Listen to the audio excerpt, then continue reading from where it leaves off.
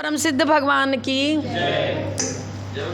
माता की 1000 सी मुनिशिवरतनाथ 1000 सी मुनिशिवरतनाथ भगवान की परम पूज्य आचार्य श्री आदि सागर जी महाराज की परम पूज्य आचार्य श्री महाविकृति महाराज आचार्य श्री विमल शाह महाराज तपस सम्राट आचार्य सन्मत शाह महाराज आचार्य कुंतु सागर जी महाराज की परम पूज्य प्रथम गणनियारिका रत्न श्री 105 विजयमती माता जी की जैन धर्म की जिनवानी माता की जय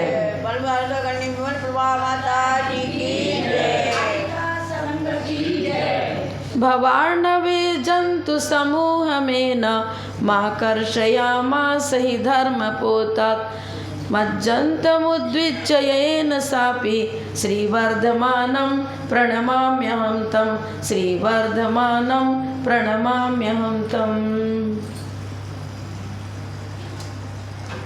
भगवान महावीर के संवत्सरण में राजा सैनिक ने अनेक प्रकार के प्रश्न किए। एक प्रश्न बहुत ही महत्वपूर्ण है, मैं उसी की चर्चा करूंगी। प्रश्न किया, कथम उत्पत्ते धर्म कथम धर्मो विवर्धते कथम स्थाप्यते धर्म कथम धर्मो विनश्यति। कथम धर्म उत्पत्ति, धर्म की उत्पत्ति कैसे होती है, धर्म की वृद्धि कैसे होती है, धर्म की स्थापना कैसे होती है और किस कारण से धर्म नष्ट होता है। अब उत्तर क्या दिया गणधर परमेश्वरी ने, सत्येन उत्पत्ते धर्म दया दानेन वर्धते क्षमया स्थाप्यते धर्म क्रोध लोभात विनश्यति। सत्येन उत्पत्ति धर्म, सत्य से धर्म की उत्पत्ति होती है। आपको सत्य तो वचन सही बोलना, झूठ नहीं बोलना, ये सत्य है नहीं। ये एक उपचार से कथन आता है 10 धर्म के विवेचन में, लेकिन सत्य का संबंध बहुत ही गहरा है। पूरा द्वादशांग, पूरी जिनवानी और कहो कि अनेकांत शादवाद की परिप्रेक्षा में यदि सत्य की विवेचना करें तो बहुत गहराई है इसमें। तो क्या बताते हैं गणधर परमेष्ठी, सत्य है क्या? द्रव्य गुण पर्याय सहित वस्तु का स्वरूप जैसा है वैसा ही चिंतन, वैसा ही वचन और वैसा ही आचरण। जिन धर्म में, जिन आगम में शादवाद अनेकांत की परिप्रेक्षा में द्रव्य 6 द्रव्य 7 तत्व 9 पदार्थ की चर्चा जैसे करी है, वैसा ही उस पर श्रद्धान करना, वैसा ही प्रतिपादन करना और तदनुरूप आचरण बनाना। मनस्येकम वचस्येकम कर्मण्येकम महात्मनाम। मनस्यन्यत वचस्यन्यत और कर्मण्यन्यत दुरात्मनाम। मन में कुछ, वचन से कुछ, शरीर से कुछ, ये तो दुरात्मा दुर्जनों का स्वरूप है। और जैसा मन में वैसा ही वचन से, वैसी ही क्रिया से और जिन आगम के अनुसार होना, तब क्या होगा? सत्य धर्म की उत्पत्ति होगी। सत्य धर्म की उत्पत्ति कहाँ से होती? चौथे गुण स्थान से। सम्यक दर्शन हो जाने के बाद, सम्यक दर्शन हो जाने के बाद मिथ्यात्व का गलन हुआ, और जब तक मिथ्यात्व का गलन नहीं होगा तब तक सत्य की परिप्रेक्षा हमें पकड़ में भी नहीं आएगी।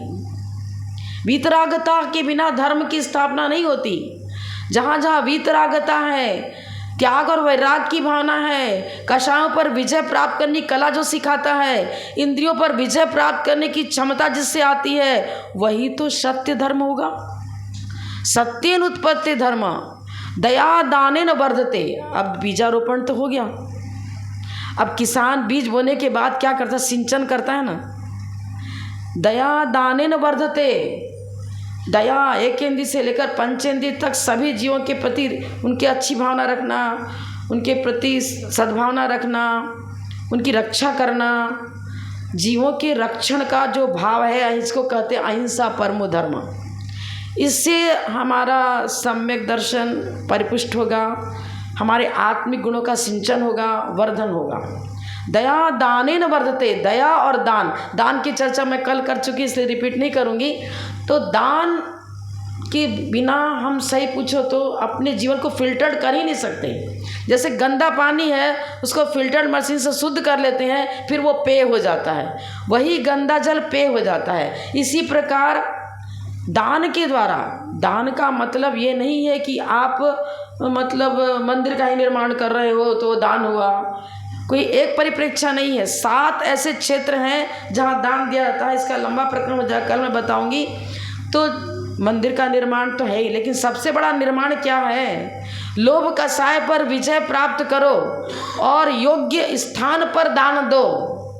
बंजर भूमि में बोया गया बीज कहीं फलित नहीं होता। यदि आपकी दी हुई राशि का सदुपयोग हो रहा है, यथार्थता उसका मतलब प्रयोग हो रहा है, दिया आपने और प्रयोग नहीं हुआ तो, यथास्थान नहीं लगा तो गया बंजर भूमि में। पर आपकी भावना सही है तो परसेंटेज लाभ तो होगा, लेकिन 100% लाभ तो तब होगा जब अति उर्वरा भूमि हो और पौष्टिक बीज भी हो और दाता के परिणाम भी अच्छे हों तब। अब कितना नंबर आए तो अवधि ज्ञानी मन पर ज्ञानी। हमारा तो प्रयास यही रहेगा कि हम अच्छी तरह समझ बूझ करके दान दें, जिससे हमारे रत्नत्रय की उत्पत्ति वृद्धि फलोत्पत्ति होती है। ऐसे आयतनों में दान देना, आयतनों की वृद्धि करना, सच्चे देव साथ गुरु के चरणों में उनकी तपस्या बने, उनका साधना बने, उनका देव शास्त्र गुरु शास्त्र छपवा रहे हो, आपने शास्त्र छपवाया, लेकिन उस शास्त्र में यदि मात्र पंथ व्यामोह परंपरा की चर्चा है, जिन आगम की परिप्रेक्ष्य में यदि कोई वस्तु प्रस्तुति नहीं की जा रही है, तो हम उसके जिन आगम नहीं कहेंगे, व्यक्तिगत आगम कहेंगे। हमारे विचार तो पे गए ना, इसलिए इसकी चर्चा बहुत लंबी है। इतना ही मैं कहूँगी। सत्येन उत्पत्ति धर्म दया दानेन वर्ते क्षमया स्थापते धर्म। क्षमा, सहनशीलता, क्षमा बहुत बड़ी चीज़ है। पार्श्व प्रभु के ऊपर कितना उपसर हुआ, वो क्षमा शक्ति उनको भगवान बना सकी, और कमठ भी डिफीट हुआ इस क्षमा को देख करके। गजराज मुनि के ऊपर खुद उनके ससुर जी ने सिकड़ी जला के रख दी द्वेषवश। क्षमा, समता भाव। यदि समता भाव है तो घर घर में स्वर्ग की स्थापना होगी, घर घर में रत्नत्रय की खेती होगी, घर घर में धर्म के पौधे उगते रहेंगे। समता नहीं है। एक जरा सी गलती हो जाती तो अपन बुखला जाते हैं, हम हो आप हो कोई भी हो। लेकिन थोड़ा समय उस समय धैर्य रख लें, वो क्षमा पूरे माहौल को व्यवस्थित कर देगी। थोड़ा सा क्रोध भी कभी कभी बहुत अग्नि का काम कर देता है। जैसे हमारे क्षमा सस्तम करे अस्य दुर्जना किम परिष्यति अतृणे पत्तो वहनी स्वयं वो उपशाम्यति। उदाहरण समझिए, बहुत घास फूस भरा हुआ है, एक मासिक की किलीच डाली और क्या हो गया, प्रलयकालीन दृश्य पैदा हो जाएगा।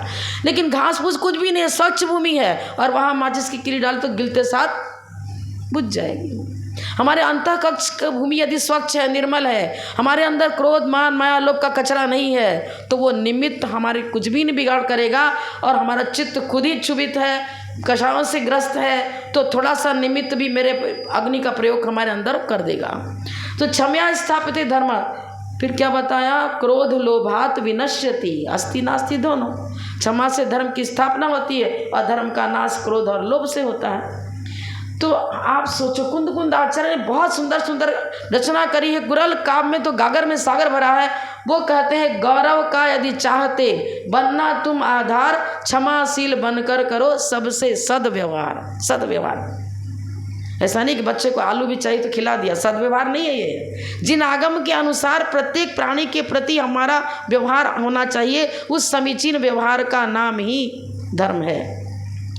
बदले से तो एक दिन होता मन को मोद, किंतु क्षमा से नित्य ही गौरव का आमोद। बदला ले लिया, अरे बदला ले लिया ना, बता रहे इसको बताऊंगा क्या होगा। भव भव में वो बैर चलता चला जाएगा, और एक बार सहनशीलता से उसको सहन कर लिया तो गौरव। आज गौरव गाथा पुराणों में किसकी गाई जा रही है? 24 तीर्थंकरों ने उस उत्तम क्षमा को अपने अंदर स्वीकार किया, तब उनकी गौरव गाथा, उनका स्वर्णिम इतिहास आज हम ग्रंथों में पढ़ते हैं। समय हो चुका है, इसलिए मैं इतना ही कहकर विराम लेती हूँ। जब परम पूज्य प्रथम गणनीय रत्न से 105 विजयमती माता जी की जय जयंती।